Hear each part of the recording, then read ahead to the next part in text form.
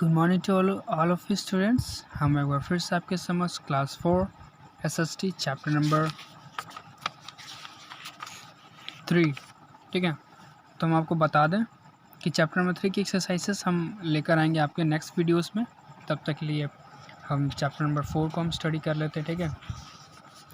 तो आइए देखते हैं chapter number 4, the great Indian desert. Great का मतलब होता है बड़ा, इंडियन का मतलब होता है भारतीय, और डेजर्ट का मतलब मरुस्थल। एक बड़ा भारतीय मरुस्थल, ठीक है। लोकेशन एक्सटेंड देखिए, अब देखिए लोकेशन, इसकी दिशा देखिए, उसका फैलाव देखिए। लर्निंग आउटकम्स, ठीक है। इसमें हम किस चीज़ के बारे में पहले हम पढ़ेंगे, समझ लेते हैं। लोकेशन के बारे में पढ़ेंगे, और एक्सटेंड के बारे में पढ़ेंगे, ठीक है, फैलाव। और क्लाइमेट के बारे में, यानी कि जलवायु के बारे में भी हम पढ़ेंगे। लोकेशन एक्सटेंड में क्या है, the great Indian desert also known as the Thar desert. जो भारतीय मरुस्थल है ना, उसको थार डेजर्ट के नाम से भी जानते हैं, ठीक है। Lies to the west of the northern plains, ये जो है उत्तरी भाग में, lies to the west of, पश्चिम के उत्तरी भाग में ये पड़ता है, ठीक है, घाटी में पड़ता है, उत्तरी घाटी। A desert is big sandy land area with very little or no vegetation, ठीक है। आप सभी को पता होगा कि जो मरुस्थल होते हैं ना, वहाँ पे बालुई एरिया होती है, ठीक है, बालुई एरिया, जहाँ पे ना तो कोई आपको कोई वनस्पतियाँ दिखेंगी, ना ही कोई आपको पेड़ पौधा भी दिखेगा, नहीं दिखेगा वहाँ पर। The Thar desert is approximately 500 kilometre long and its width varies from 100 kilometre to 300 kilometre. जो थार डेजर्ट है ना, लगभग 500 किलोमीटर लंबा है, और इसकी जो चौड़ाई है, जो फैली हुई है, 100 किलोमीटर से 300 किलोमीटर तक इसकी चौड़ाई फैली हुई है। It stretches from the Aravalli hills, ठीक है, stretches from the Aravalli hills in the east to the border of the Pakistan in the west, ठीक है। ये कहाँ से कहाँ तक इसका फैलाव है, तो आपको बता दें कि अरावली हिल्स से लेकर फैलाव देखिए, अरावली हिल्स, और वेस्ट में जो पाकिस्तान है वहाँ तक इसका फैलाव है, पड़ाव है।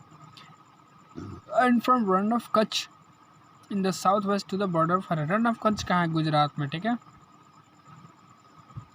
रन ऑफ कच्छ जो है, ये सबसे बड़ा जिला माना जाता है भारत का, ठीक है। In the south west to the border of Haryana, और साउथ वेस्ट में भी ये दक्षिणी पूर्वी हरियाणा के बॉर्डर तक भी है, इसका फैलाव है। The major part of western Rajasthan lies in this desert, जो इसका मुख्य भाग है, बड़ा भाग है, ठीक है, पश्चिमी राजस्थान का, ये इस डेजर्ट राजस्थान में पड़ता है। अमेजिंग फैक्ट देखिए, the great Indian desert covers an area of about 2,60,000 square kilometre, 2,60,000 square kilometre का एरिया ये कवर करता है। Rajasthan is the largest sheep population in India. Rajasthan में क्या है, ये यहाँ पे भेड़ का पॉपुलेशन सबसे ज़्यादा पाया जाता है। Bikaner is the biggest wool centre in India. आपको बता दें कि बीकानेर एक ऐसा एक सेंटर है जहाँ पे ऊन यहाँ पे बनते हैं, ठीक है। Ladakh is the only cold desert in India. Ladakh क्या है, सिर्फ एक ये ऐसा ही भारत का जगह है, क्षेत्र है, जहाँ पे हमेशा ठंडा रहता है। Udaipur is called the city of lakes. Udaipur जो शहर है वो झरनों का शहर जाना जाता है, या फिर झीलों का शहर जाना जाता है। क्लाइमेट देखिए, ये मैप को अच्छी तरह से आप स्टडी कर लीजिए। Without map you can study, okay. आपको बता दूं कि ज्योग्राफी एक ऐसा सब्जेक्ट है जिसमें मैप के बिना आप नहीं पढ़ सकते, ठीक है।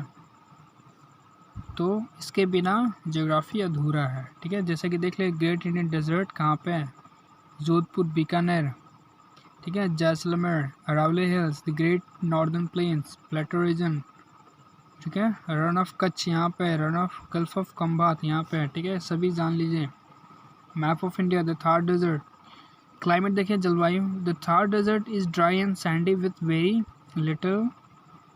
Little rainfall. जो थार डेजर्ट है, मरुस्थल है, वो काफ़ी सूखी एरिया होती है, और काफ़ी कम यहाँ पे बारिश भी होती है। There are small hills of sand called sand dunes at different places. यहाँ पे छोटे छोटे धूल से बने, मिट्टी से बने, ठीक है, पहाड़ियाँ हैं, जो कि इसको सैंड ड्यून्स कहते हैं। एट डिफरेंट प्लेसेस, अलग अलग स्थानों पे। ऐसे देखिए सैंड ड्यून्स कैसे बने हुए दिखाई दे रहे नहीं, इसी तरह ये सैंड ड्यून्स हिल्स की तरह दिखाई दे रही, पहाड़ी की तरह दिखाई दे रही।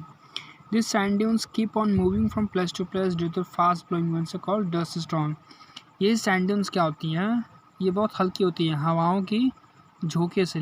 आपको बता दें कि हवाओं की स्पीड है, जितनी तेज़ स्पीड से हवाएं जिस दिशा में बहेंगी उसी दिशा में इनका शेप हो जाएगा, ठीक है। इसको हम कहते हैं डस्ट स्टॉर्म्स कहते हैं। The dust storms are common in May and June. मई जून में ये काफ़ी ज़्यादा सामान्य होते हैं। ये मई जून में ऐसा काम होता है, ठीक है, ऐसा अक्सर देखने को मिल जाएगा।